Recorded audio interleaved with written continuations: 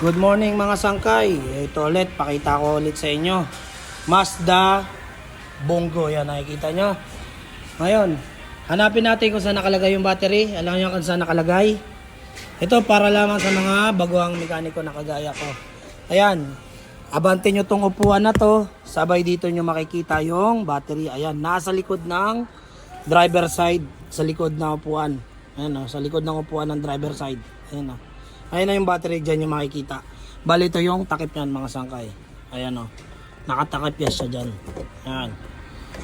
So yun lang po mga sangkay. Update lang pa. Nakita ko lang po sa inyo para malaman nyo sa mga kagaya ko. Nissan Bongo. Mazda Bongo.